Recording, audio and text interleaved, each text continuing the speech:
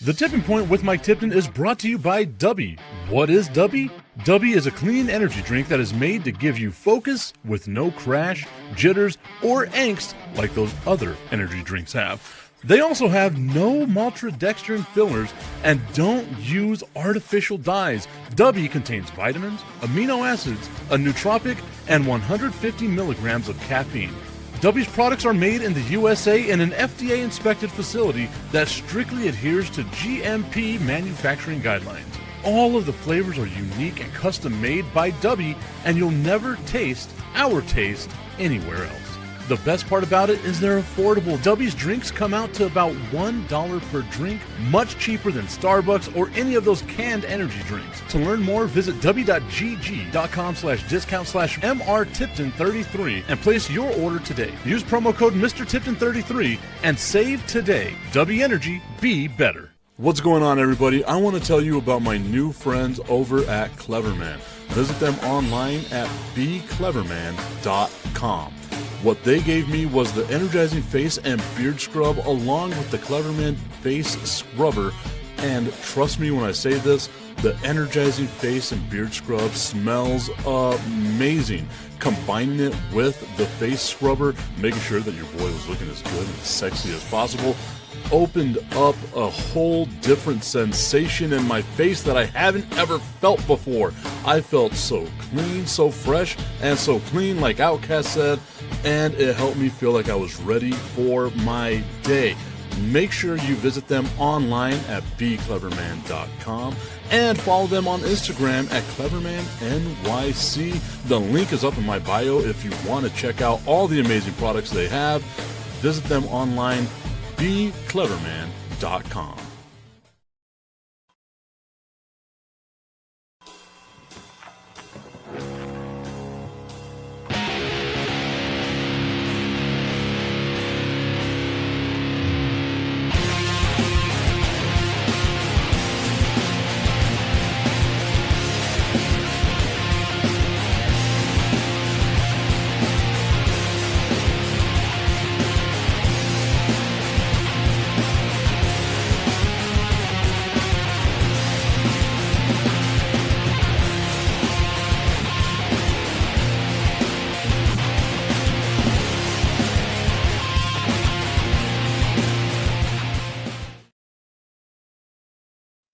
What's going on, y'all? It's time for the Tipping Point with Mike Tipton, hanging out with you here on a Monday afternoon, evening, pre-evening. It is cold in El Paso. That is all that I know. Hoping that everyone had a great weekend. If you were impacted by the snowstorms or whatever it may be, not so much of a snowstorm in El Paso. It snows and then melted all within one day. A little cold, but nothing too bad. I guess it was a little bad. I can say that I had my car cover on my car. It got frozen and stuck to my car. I had to rip it off. It was not a good look for your boy, but it's all good. My dude Tommy Cananza tuning in saying, what's up, Tip? What's up, Tommy? Hope that you're having yourself a fantastic day today so far, my friend. Hope that you stayed warm because Jesus Christ, it was damn cold this weekend. I'm still cold. Like my hands are freezing. Kathy Beltran 7186 saying hi, hello. Hope that you're having a great day so far. Again, the message, this is the last time I'm going to say it. If you're tuning in, I hope you're warm. That's all I care about. We are live on Facebook, on YouTube, on Instagram, on LinkedIn. We are all over the place talking about, I guess, the weather. That's what we're going to be talking about today. Tommy's saying, I'm still cold, LOL. It is freezing. Shout out to Jessica who tuned in over on the Instagram page. Thank you so much. I am freezing, Tommy. I'm still cold. I don't know what it was. I was inside the office today, inside the stadium, and my hands are still freezing cold. And they had the heater on. It was just cold. I'm freezing right now. My dude James Martin, J Train saying, MT, what's up, bro? What's up, J Train? Hope that you're having yourself a fantastic day. Okay. All of the hellos and all that stuff out of the way. Let's go ahead and talk about what's going on in the NFL. The Denver Broncos lose to the New England Patriots. The Patriots back in the Super Bowl. Jessica over on Instagram saying, "Did you trim your beard?" I did not.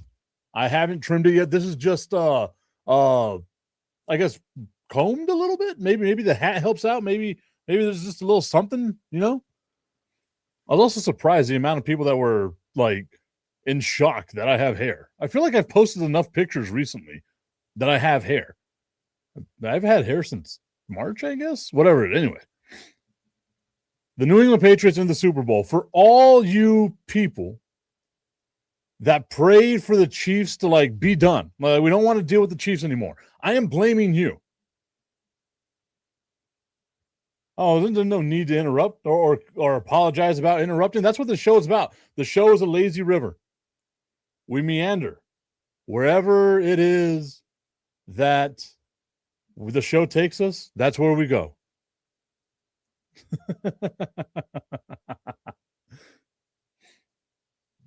Okay. Augustine asking, do I want him to come on? I mean, if you want to. Again, the lazy river. You got a link to the show. Go ahead and join the show. I am good with that.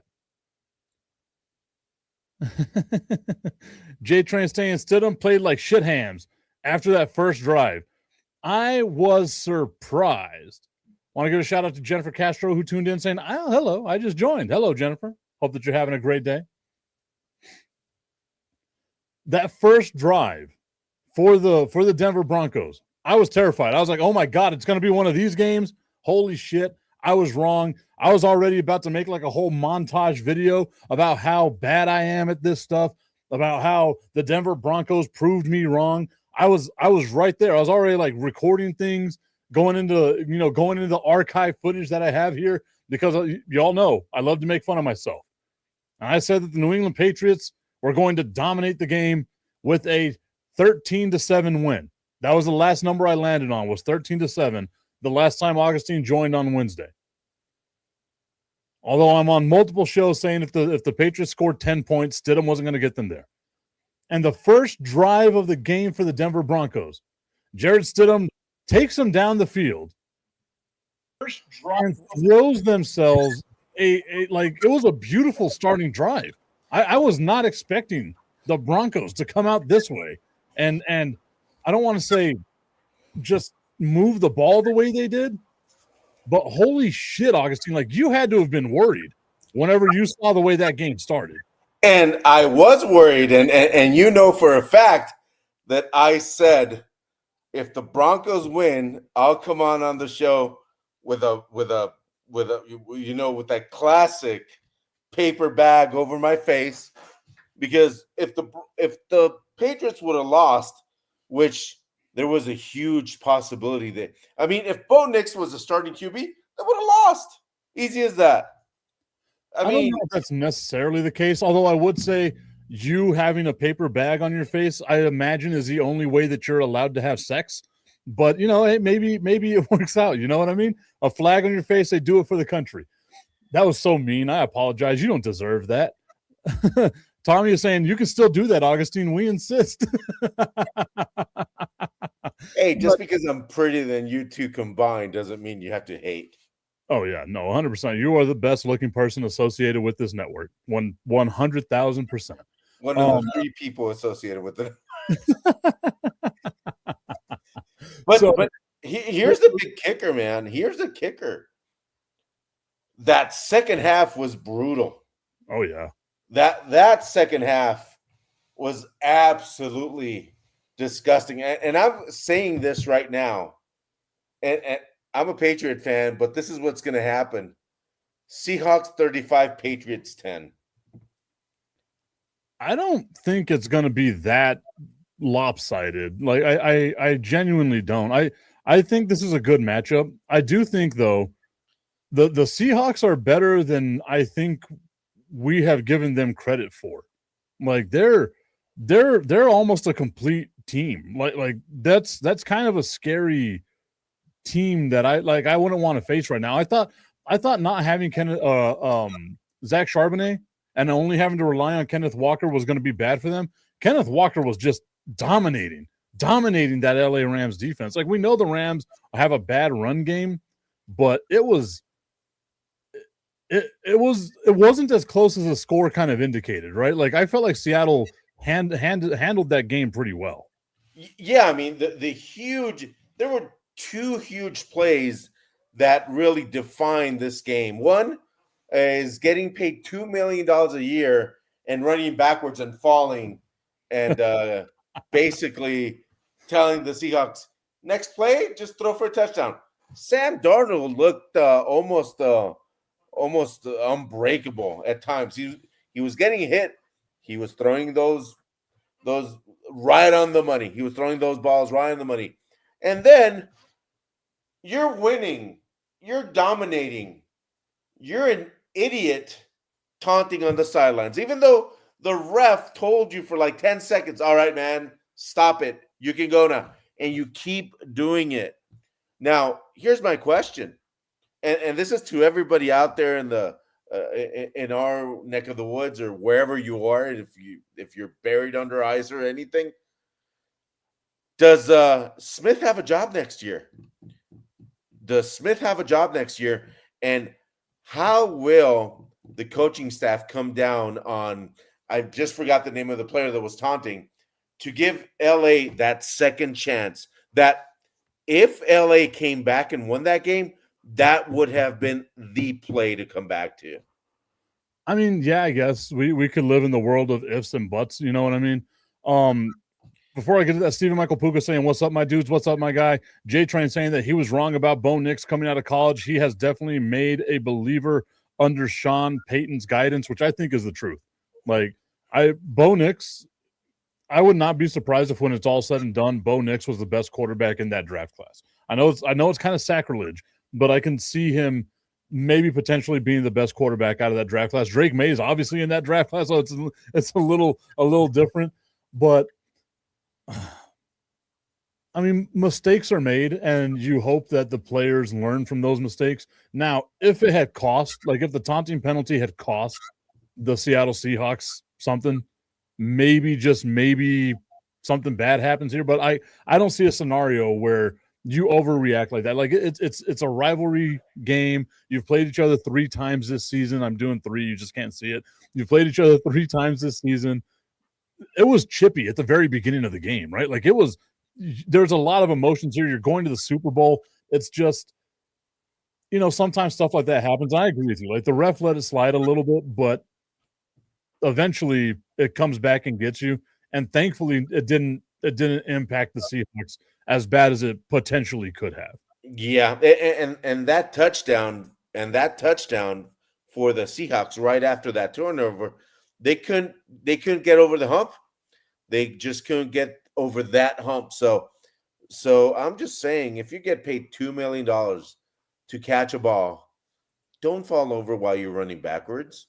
Don't, and that's the thing. You can't do that. I mean, it's almost embarrassing to the point where that play will live. And I told you, and I was, that's worse than the butt fumble. I don't know about that. I mean, you're waiting for a ball and you fall over backwards and you're getting paid $2 million. I mean, $2 million in NFL contracts ain't that much. It's not, but you're getting paid $2 million to return a ball. Yeah.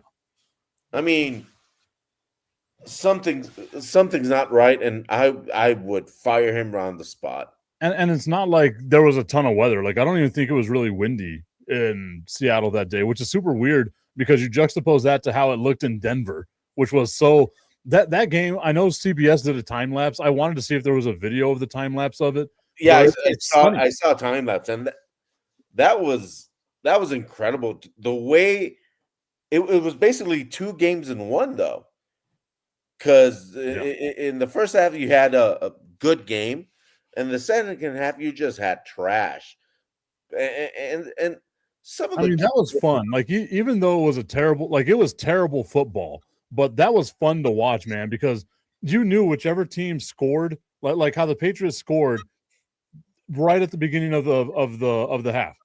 You knew that that's all they needed because neither team was going to be able to do anything. and some of the play calling and people, please really put your opinion on this. Why would you be calling plays that you need players to be doing heavy cuts on the field when there's tundra on the field? I mean, when it's slippery as heck, players can't get their foothold. It should have just been, north, south, and quick slants. And what's all this trying to get your running back, who's a great running back? I forgot his name, but the guy can do some serious cuts. But you completely took him out of the game when the weather hit. I don't know. These coaches get paid a lot to think. I think sometimes they beat themselves. I mean, I get it, but you don't want to be so one-dimensional, right? Because like you talk about like the North and South running. You saw it, right? Like Drake Maye gets the ball. He's going to go hand the ball off to Ramondre Stevenson, and he slips and falls. And Drake Maye turns around and he slips and falls. Like no matter what happens, it's not going to be pretty. But you can't become so one-dimensional. Like you got to throw the curveball every now and then, which is why you saw with Drake Maye. I think it was a pass that kind of like flipped the field position for everyone, right? Yeah, exactly. I know which one you're referring to. I say deep, it was like 15 yards, but it was a hard pass to complete in those types of conditions. And if you didn't watch that game on Sunday, that Denver Broncos New England Patriots game, it was just a blizzard. Like it was nice, and then it became a blizzard in the second half. It was so cool to watch. And just I think CBS tried to experiment with like a weird graphic where they had like the yard line on the snow. It just looked weird. It was a swing and a miss, but it was fun to watch that game. Yeah, I know it. And I think it was right at the end of the third quarter where they tried that, and they just said no, we can't do it. Even the announcers and the announcers even were apologizing for their lack of the ball's around the 25. And we don't know where the ball is, guys. that's about what we can tell you, basically. So fun game, really, but in a way, that game was overshadowed by the weather. I mean, it would have been a great 20-17 Patriots win, hopefully, without the weather. But now this should hurt, Tip. This should really hurt, and this is going to hit home. And I apologize. The Patriots have been to 11 Super Bowls in the last 30 years. Cool. Why can't other owners do that? That's a loaded question. This is a loaded show, and that's just that's a little bit later. So, okay, like I get it. The joke: the Cowboys didn't make the Super Bowl. It's been 30 years. The Patriots have been to 11. One, that's awesome, right? Like give the devil their due. That is absolutely awesome that the New England Patriots are like that. But if there was ever a time for me to say that the NFL was rigged, it would be based off of this weird, seemingly random resurrection of what was the most dominant franchise for 20 years. They just, Tom Brady leaves, they go into obscurity where the hell they belong, and now out of nowhere, bloop, here we are again, just in the Super Bowl with the easiest possible schedule in the regular season, with playing nobody in the playoffs. And then whenever you play Denver, you get like their second string quarterback who nobody believed in except for one random person for whatever reason. That guy loved the chances of Jared Stidham. And then now they're in the Super Bowl, but I feel like this Seahawks defense is going to be too much for them. Like I feel like it is going to be overwhelming. I'm just not expecting it to be a high scoring game. Like I genuinely not. And I know Tommy put up here, like, I hope the Patriots don't think that 10 points is going to be enough to win them another Super Bowl. I honestly, like 17 points, I think, is going to win the Super Bowl this year. Like, it's going to be a defensive-heavy game. Wow. I'm perplexed. I'm surprised you're saying that because I really think, and I'm a Patriots fan, and I'm so happy to be in the Super Bowl. But I also see what's on the other side of the ball. That team, who and I have said it a billion times, whoever won between the Rams and the Seahawks would win the Super Bowl. I mean, yeah, I feel like all of us kind of felt like that was going to be the way to go, right? Like if you're a betting person, you were going to bet on whatever team won the NFC. I like the Patriots. You've heard me say all year long how much I like the Patriots. I just don't think they're ready at this moment. I would love for them to prove me wrong, because I love stories like this where you have the random quarterback that got skipped over a lot that no one really had any expectations for coming into the NFL and now leading a team to the Super Bowl in just his second year, right? Like one of my favorite quarterback stories, and I hope people remember this name, Kurt Warner. Yeah. That's a name people are going, who? I don't think they're going who. Like that's the Kurt Warner story is an awesome story. Like it genuinely is. So I was looking it up. Who had the easiest strength of schedule in the NFL this year? And I did not realize this, but the San Francisco 49ers had the easiest schedule in the NFL this year, which explains their run to the playoffs, kind of why they were able to survive all the injuries and stuff they have. It was a pretty easy schedule for them. The New Orleans Saints had the 31st easiest schedule. I mean, they just got their ass kicked all season long. And then the New England Patriots had the 30th easiest schedule.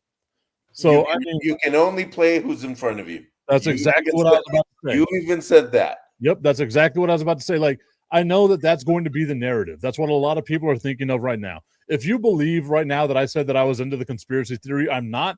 But I can see where it gets started right now, right? Like, let's give the Patriots this easy thing. Again, it would be so hard to get anybody to agree to a conspiracy that big. You can't even get like 5 people to agree on meeting at one place to eat lunch. How are you going to get thousands of people to agree on, let's give the Patriots another Super Bowl? So NFL, not rigged. You can't even get 2 people to agree to meet at Buffalo Wild Wings on Saturday. Fucking weather. Yeah, blame the weather, not the other thing. But anyway, I was going to say that was something else. I forgot about that. Wow, there you go. The weather was Sunday's issue. But I don't know, man. Like, I think it's going to be a fun game. I think both these teams have really good defenses, and whenever you give 2 really good defenses 2 weeks to get ready, I can't see how the offenses are going to be able to exploit anything. And you look at that Seahawks defense, that's up there with like one of the all-time type defenses, dude. Like, they are phenomenal. I know like it's sacrilege to be like, we can put them up there with, the 2000 Ravens or the 86 Bears or anything like that. This is a really good defense. I think when it's all said and done, like, they're going to be what we would consider like one of the top 5 defenses to win an NFL championship. Yeah, no, but here's the thing. If Sam Darnold continues to play like he did this last game, there's no doubt the Seahawks win, because he really showed something there. He really showed what he was made out of, really. And that brings new question marks to his previous teams. Not the Vikings, but the Jets for sure, I mean, so you look at like what the Jets had around him whenever he was a starting quarterback over there. The same thing with the Carolina Panthers, right? Like, they just didn't have a team. Now you're looking at Sam Darnold. He had a good quarterback coach whenever he went as the backup in San Francisco. He learned from Kyle Shanahan, which I think we can all say has to be the best quarterback coach in the NFL. Oh, hands down. Yeah, hands down. He learns from Kyle Shanahan, goes over to Minnesota to learn from Kevin O'Connell, who, again, is a great offensive mind, great quarterback type coach. Now you take those lessons that you've learned. You have the bumps in the road, all the lumps that you took to get to where you are right now. Sam Darnold, to me, is more of a story about surviving, not giving up. Like that's what I love about what we're seeing from Sam Darnold right now, right? I said it at the beginning of the year. I thought the Seahawks giving him $100 million was like the dumbest thing they could possibly do. How could you spend that kind of money on this guy? He's proven nothing. Look at the way that it ended in Minnesota. Blah, blah, blah, blah, blah. They got Sam Darnold at $100 million. And if they they're already in the Super Bowl, so the investment's paid off. If they win a Super Bowl, you got him at a fucking bargain. Like $100 million is a bargain for a Super Bowl winning quarterback over 5 years. Are you kidding me? That's fantastic from the Seattle Seahawks to be able to pull that one off. I just love this story about Sam Darnold being able to come back and hopefully maybe not for you because you're a Patriots fan, but hopefully be able to pull this off. No, and I know he's going to pull it off. I'm a realistic Patriots fan, and I had my beautiful 25 years, and I know in about 2 years I'll have another beautiful 10 years with Drake Maye and all that. But the thing is, right now, Seattle has the better team. They have more experience. They've got the right weapons. They have the incredible defense. Vrabel is going to prepare that team great. It's going to be a good game by what you're saying. I just don't think it's going to be that good of a game. I think it's going to be over by the third quarter. Just Seattle's too much for the Patriots right now. Because even the Rams have a great defense too. Granted, they have some problems stopping the run. But Sam Darnold threw for 369 yards, I think. Which is wild. I don't think anyone thought that the Seahawks were going to be like that. I mean, and that what the pass that really showed a lot of people what he was made out of, what kind of quality he does have, is when they got that turnover and he got that strike to the wide receiver on the left side, being completely hit.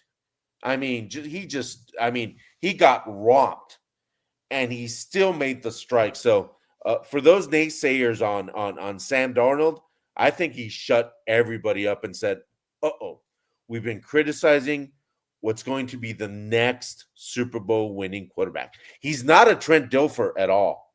He proved it last game. I was going to say, he's proven a little something, right? Like, he's a little more than just a game manager. I don't think he's in that echelon of like where you wanted the Tom Brady's, Peyton Mannings and stuff to be, but he's in that second tier under that. Like, he is a more than capable quarterback to get you to a Super Bowl and win a Super Bowl. Here's the question, Tim. Like, we're going to rely on our defense. We're just going to rely on running the ball or any of this. This was a whole team effort. And the thing that's scary about it is Seattle has weapons, right? Like, you look all over that field on offense, they've got weapons. So you can't just key in on one guy. Like, sure, you key in and you decide we're going to double team JSN. Well, Cooper Kupp is still out there, and I thought Cooper Kupp was washed, right? Like, that's insane. We saw that Darnold is now able to hit Shaheed as well, right? Like, they weren't on the same page. Now they're getting on that same page. And now he's able to distribute the ball, put it all around and over here. Fucking, Jake Bobo caught a touchdown pass. Who the hell's ever heard the name Jake Bobo? He has friends that forgot he plays in the NFL, right? Like, it's just like no one knows who the hell that guy is. And Sam Darnold was out here just throwing dots to him. Here's my question to you, Tip, and to everybody out there. What if the Seahawks win in the next 5 years multiple Super Bowls? What if they win 3? What if they win 2? They could very well do it. They're built for it. The Rams, I'm a Rams fan as well, but I think Stafford is on his final leg. Stafford, great quarterback. I don't think he's got 2 years in him. I think next year's is his last season. Honestly, I don't even think next year's his last season. I think he retires this year. Like, really? I've just got that feeling that this is it for Matt Stafford. I love me some Matt Stafford, right? Like, I'm here for this as well. Like, it's going to be a good thing. Tommy Carranza reminding me that Lawrence, who used to play for the Cowboys, I can't think of his effing DeMarcus Lawrence. Jesus Christ, why can't I think of his name? He left the Cowboys, and I'm like, I don't care about you no more. Get the hell out of here. You don't want to be here. Get the hell on out. But he is playing for the Seahawks. And whenever they asked him at the beginning of the year, like, what was the reason? Like, why'd you decide you wanted to go to Seattle? And he was like, I wanted to win a Super Bowl. I was like, that's such a dick thing to say. But it wasn't the full dick. It was just the tip. I just want to put the tip in. It's time for Just the Tip. That would make me uncomfortable. Promise that it ain't too much, but just enough. Just a tip. Just a tip. Just the tip. Just the tip. It's time for Just the Tip.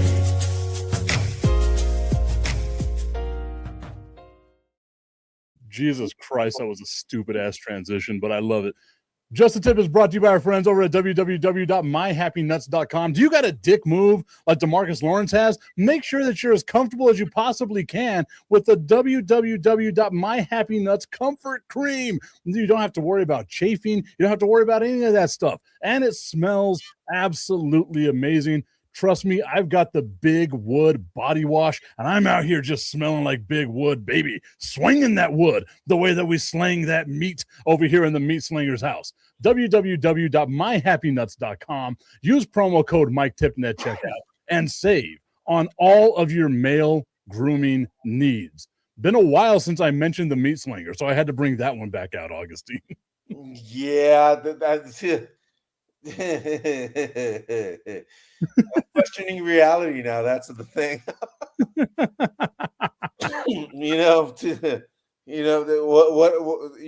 We should just bring a tip here, and anyway, and let's not go there. Every jar I'm around is a tip jar.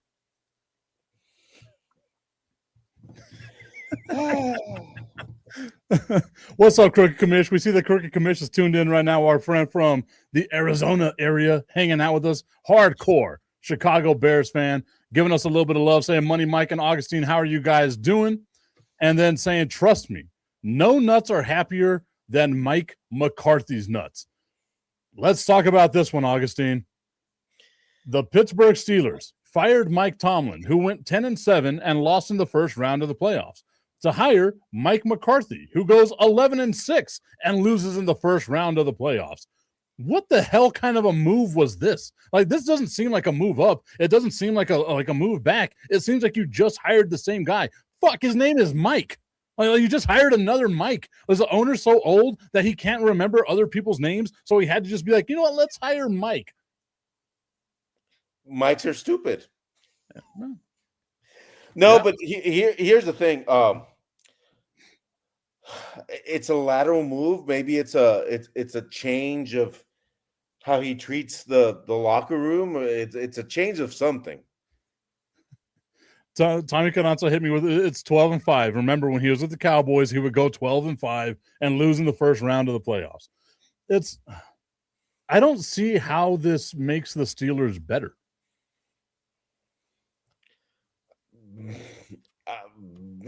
Yeah, I mean, I don't know how it makes anybody better right now. I mean, you know my feelings about head coaching and how I think overrated the Harbaughs are, which is a completely different thing. But Mike McCarthy, who's had a plethora of chances with the Cowboys, with his previous teams or team, what is he going to bring new to the Steelers? Or that's the thing, and is he going to change culture? What culture is going to change? A culture of winning and being over 500 every year? I mean, if he goes below 500, he gets fired right away. If he goes 500 or lower, he gets fired. I find it hard to believe that the Steelers will fire him that fast, just because the Steelers, again, as an organization, a great ran organization, right? You've had 4 head coaches. Well, I guess four now. Since 1969. That's insane, right? Yeah. So you have to think there's going to be a little bit of leeway for Mike McCarthy to do something, but he's just not that kind of a, like, and I look at like the Steelers roster construction, right? Like they have a 43-year-old, 42-year-old quarterback who is going to be on the way out. They don't have a lot of like talent along the offensive line. Sure, you have DK Metcalf. Sure, you have Kenneth Gainwell, but that you need a lot more help on that team offensively. Defensively, this wasn't the Steelers that we were used to seeing. Like, they had a lot of holes on that defense. So, like, the roster has to have a lot of turnover. You normally do that with, like, a younger coach. You get the older coach like McCarthy whenever you feel like you're a Super Bowl contending team. And I don't think anybody, not even Steelers fans, would sit there and say that they're a Super Bowl contending team.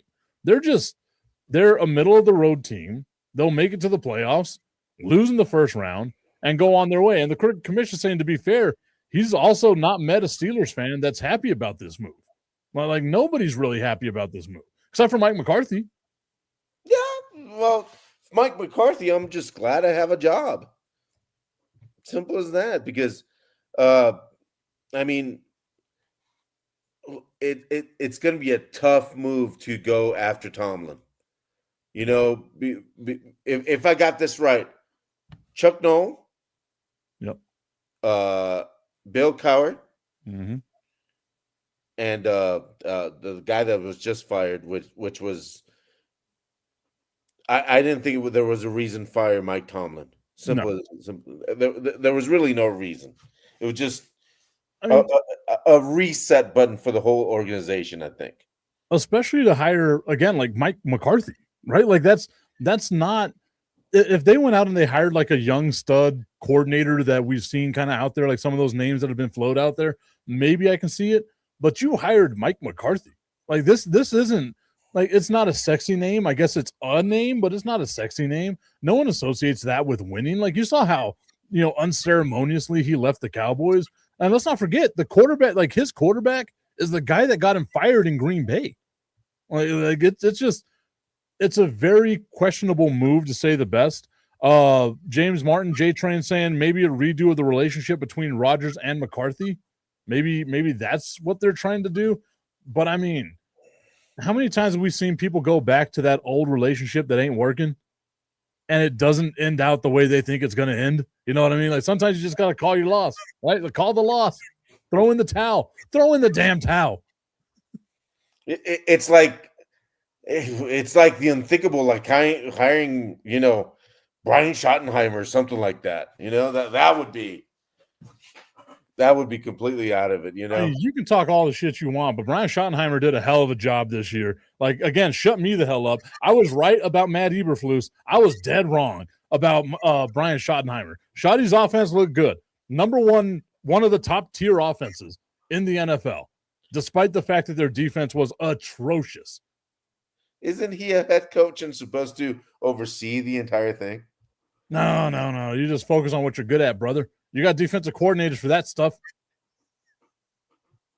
I love the excuses from Dallas Cowboy fans. Hey, whoa. It's not an excuse. That's how every coaching staff does it. Sure, we'll go with that one. Tommy's saying Shotty had a top 3 offense this year. I mean, it really was good. Also, I got to get to this comment where we were talking about DeMarcus Lawrence earlier. Ashley Candelaria saying, "Oh, he left as well. Damn, these hoes ain't loyal." Nah, for real. That hoe in specific. I'm leaving Dallas so I can win a Super Bowl. What a dick thing to say, man. Like, you spent so much time in Dallas. Those fans loved you.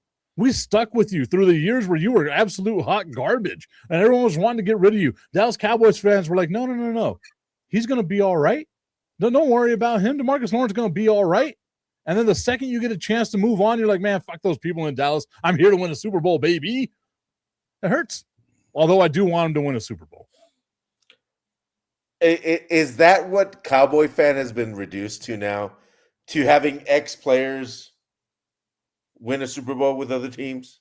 So I always identify former Cowboys players on other rosters just to be like, I'm glad that they escaped the hellscape that is Dallas, right? Like, they were able to, like Andy Dufresne, crawl through the river of shit to get to the outside and get their freedom. Like, that's what happens with these Cowboys players whenever they leave. So I'm like, you know what?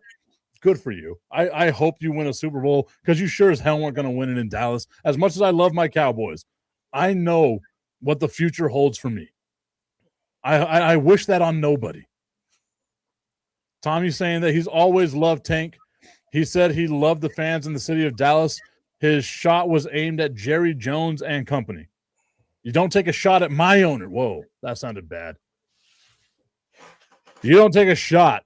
You don't talk about destiny like that. You don't take a shot at the owner of the team that I love without taking a shot at me. It's personal now, Tank. Hey, man, Paul's a great owner. Ah, I see what you did there. I see what you did there. That's good. That was a good one. but saying the truth hurts, bro. It does. It genuinely does. I do not like what the Dallas Cowboys have been reduced to. This is what it is. The cricket commish says it's like seeing a family member leave your third world country to come to the U.S. and become a doctor. Hats off to you, sir. Hey, Crooked Commish, just because I'm a doctor doesn't mean you're so mean to me. Why? Mexico's not third world. Hey, man, come on. That one hit a little too close. It's close to home. Tommy Canata saying, F that. I'm with him. The middle finger to Jerry. I mean, I get it. I'm 100%. Like I said, I hate that I am in this position where I'm the Jerry Jones apologist. And all I'm saying is, like, he's done a good job with roster construction, maybe not on the defensive side. But we're going to look at this Micah Parsons trade in a couple of years and be like, damn, the Dallas Cowboys kind of won that trade. Yeah, sure. They might have won the trade, but they sure as hell didn't win the Super Bowl. They won the trade. They won the trade, yeah. Oh, be quiet. Chicago stinks. I thought he was talking about me directly. I was like, damn, he follows my family tree that closely? Ancestry.com's really got it working. No, but you're right, Commish. I mean, I know a couple of Rams fans, and I'm one of those that. And if Cooper Kupp wins a Super Bowl, great for him, because the Rams thought he was washed up, and he clearly is not washed up at all. So I mean, it's going to be a great game, and I hope it's a great game. I hope it's a close game. I just don't think it's going to be that close, Tip. And are you going to be out there? Are you going to be out there representing, Tip? Are you going to be in Super Bowl row or whatever it is? I have applied again. We'll see if I actually get accepted. I have not been accepted in quite some time. I do have, or ever, not for the Super Bowl. I do, though, have some friends that are going to be going out there, like Kaplowitz and them are going to be going out there. I'm not talking about them. I got some other friends that are actually going to be volunteering with some of the stuff out there for, like, the punt, pass, and kick, and for a couple of things like that, trying to help some of the youth in San Francisco and the San Jose area and all that, in the Bay Area, get some of the stuff that they might not be getting, helping them out. So I want to give them a little bit of love. I just got to get some information so that way I give them the right amount of love. And I'll be talking about that coming up tomorrow. But I just learned about it today, like right before we did the show. So I'm like, this is going to be a cool thing. And it's people from El Paso, which I think is so awesome. They've gone to the last 3 Super Bowls and helped out in the community, doing a bunch of stuff like that, just volunteering their time in these other communities around the Super Bowl. I think that's so cool. So they don't go to Duke University.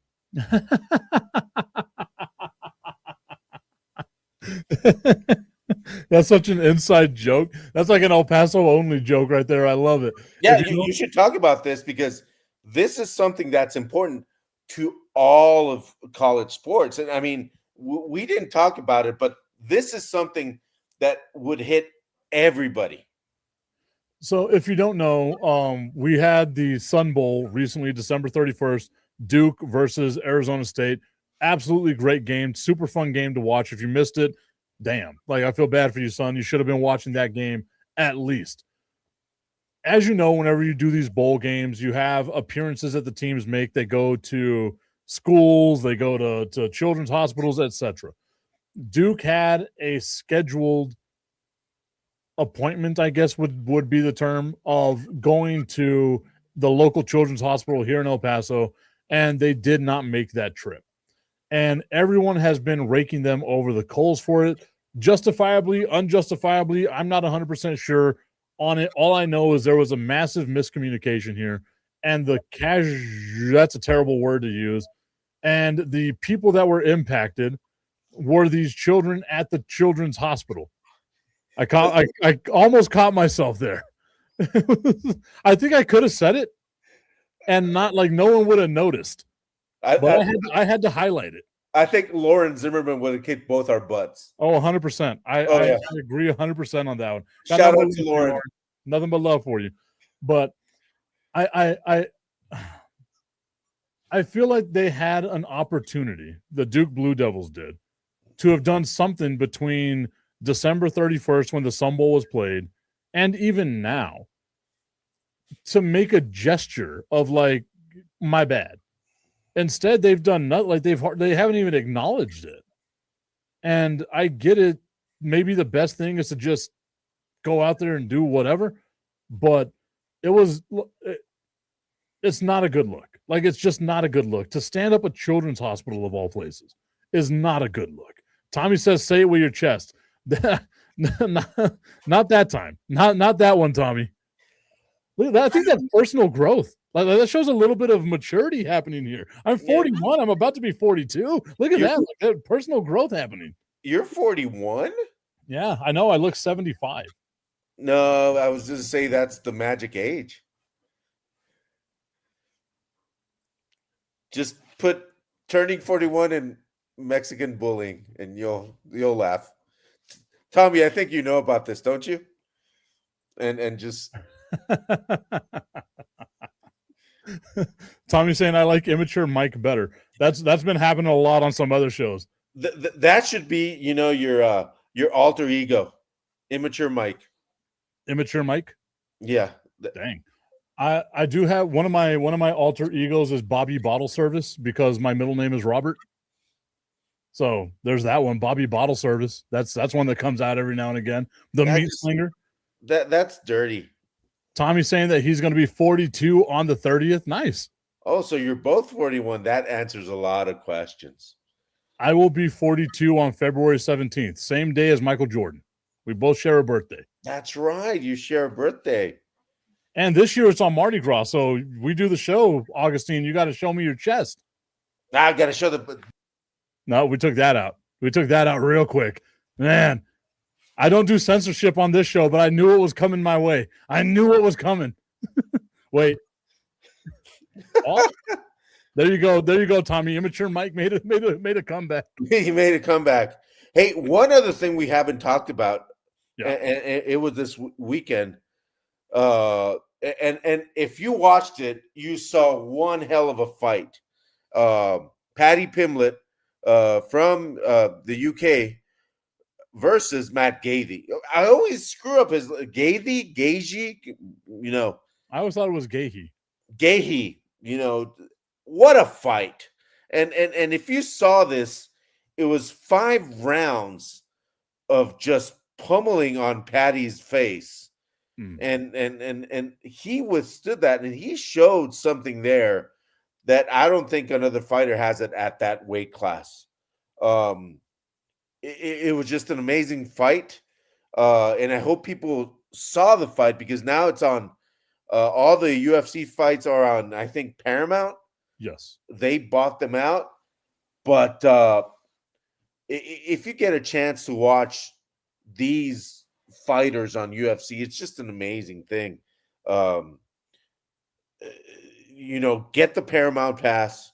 We're not being paid by Paramount. Hello. But anyway, this was, I think, the fight of the year. And I know it's early in the year. I was about to say. It's early in the year, but it was just one of those fights that could have gone either way at any point. And the new champion is Matt G. Gaethje. That one. So, I admittedly, and I said this a bunch of times, I'm not a big UFC guy. I didn't watch it, obviously. I think the thing that stuck out to me more was the pushback that a lot of people had on Paramount or Justin Gaethje is his name. He just, it was $8.99 is what you're paying per month for Paramount in order to be able to watch the UFC. And people were upset that there were commercials.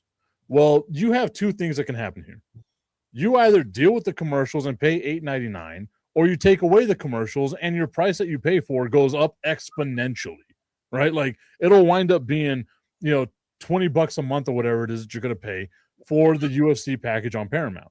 I think it's $24.99 without commercials. Yeah. So deal with the commercials, bro. Like you can't have your cake and eat it too. I didn't get to see the ring entrance. Is the ring entrance really that important?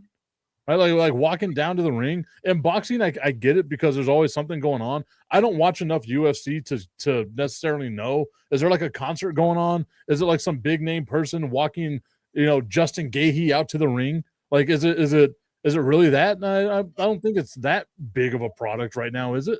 I'll deal with it. No, and yeah, and I got the commercial, and I was like, fine, I was fine with it, no problems. I think it's a first world problem. I'm sorry, I'm third world. I forgot. Crooked commission. Sorry. That right there, ladies and gentlemen, is a callback. Augustine finally making it to the first world. My heart aches, Crooked. My heart aches. Okay, so I saw this, and it kind of caught my attention because this just has to be clickbait, but I feel like it's not. According to an article on ESPN, let's see who the writer is. I don't see a name right now. I'm not going to go look it up. Cleveland Browns quarterback Shedeur Sanders is being added to the Pro Bowl games roster, a source has confirmed to ESPN. Shedeur Sanders will replace Drake Maye, whose New England Patriots had advanced to the Super Bowl. Sanders is the 144th pick in the 2025 NFL Draft and started the final 7 games of the season for the Cleveland Browns, completing 56% of his passes for 1,400 yards and 7 touchdowns with 10 interceptions. Sanders also ran for 169 yards, nice, and 1 touchdown on 21 carries.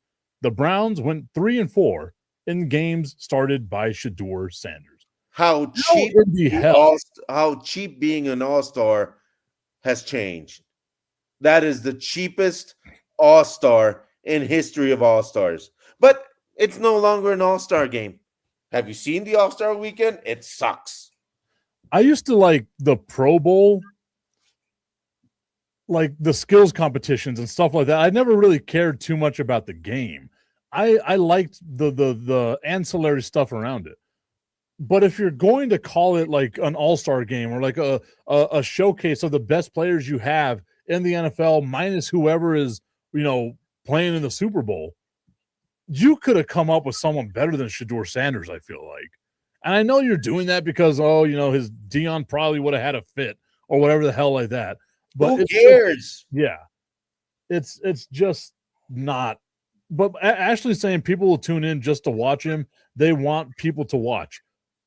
The Cleveland Browns couldn't get people to tune in to watch him, right? Like, I get it. I think the name Shedeur Sanders seems bigger than the actual brand of Shedeur Sanders, right? It's kind of like the big baller brand bullshit that LeVar Ball was slinging out there for a while surrounding LaMelo and all them, right?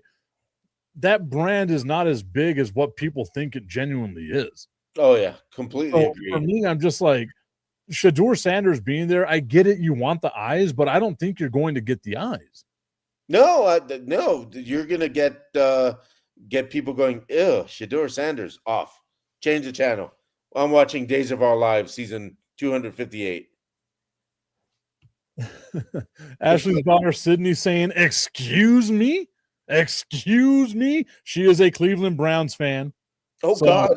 There are some of you out there? What? She's the person watching the game. And Chad Middleton, probably another. I know a handful of Cleveland Browns fans. I used to say it until the Jacksonville Jaguars became our second favorite team, that the Cleveland Browns were my number 2. But what they did with Deshaun Watson, I decided I'm going to jump ship on this. And I'm just, I don't know, dude. Like I don't get that type of selection for like all-star stuff, right? Because if this happens in the NBA, we're shitting all over the NBA because votes. Yeah, and you said it completely right, Tip. Shedeur Sanders is a number 2. The way he plays and everything. He is a complete number 2. But speaking of quarterbacks, I got to ask you this also, Tip. Have you seen the John Elway documentary? I have not, so I think I'm going to have to watch this now. Yeah, you're going to have to watch it. Some tears are going to come out of your eyes. Immature Tip is going to leave and now I'm not going to say it, and teary-eyed Tipton is going to come out. No, I don't know what you were going to say. Teary Tip.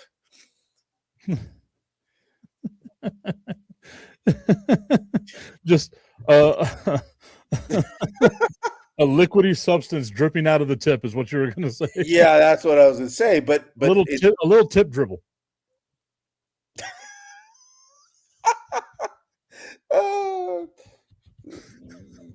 No. Tommy Canazzo saying instead of Shedeur Sanders, what about CJ Stroud? Oh, he's going to look scared out there. Don't worry. Not okay, he'd be terrified in the Pro Bowl game. There's stars out there. Yeah, exactly. Anyway. So I'm thinking about it now, right? Like you look at starting quarterbacks in the NFL. Then you got to look at the AFC. Justin Herbert's already there. Josh Allen is already there. Drake Maye was the third guy. They moved that on. They bring in Shedeur. You can't get Patrick Mahomes because he's out. Yep. Daniel Jones, who I think would have been deserving, is out because of a season-ending injury. Yep. Bo Nix, who I think would have been another alternate, breaks the ankle. He's out. Mm-hmm. Trevor Lawrence said that he wasn't going to play in it. He had like some plans or something like that going on. Yeah, he didn't expect to be an all-star. Yeah, I don't want to do. I have no idea. Maybe Lamar Jackson. We put Lamar Jackson in there. Aaron Rodgers, I think, had a better year. Like, yeah. he could have done that. Yeah. All I gotta say is Shedeur Sanders is an all-star with his stats and going under 500 for his 7 games. I mean, more interceptions than touchdowns.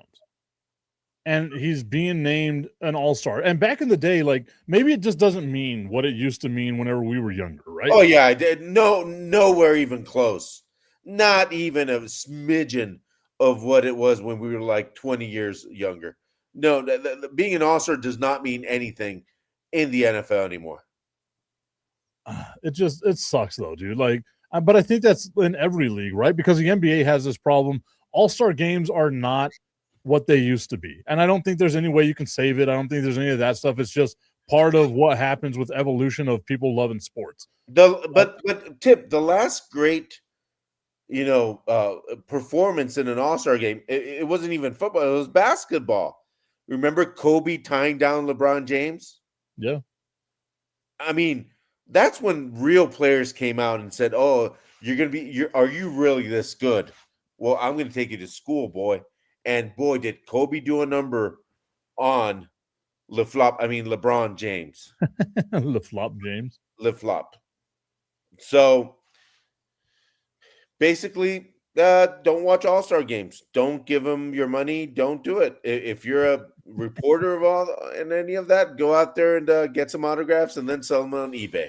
I mean, you're not allowed, like reporters are not allowed to ask for autographs. So if you're a reporter, do not do that. That'll get you kicked out of your profession very quickly.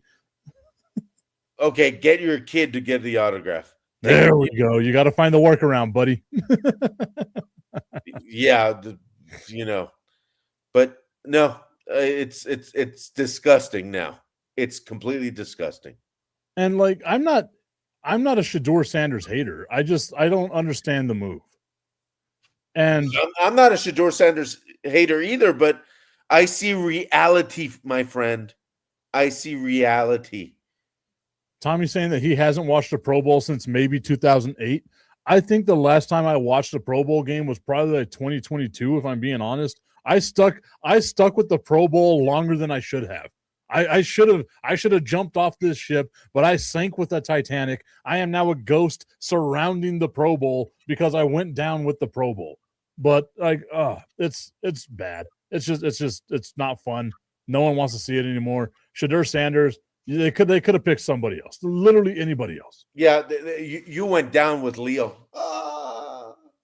So cold, Jack. So But cold. you know what? Yeah, Jack. So I'll cold. never let go. So I'll cold. never let go. We'll see you all tomorrow, everybody.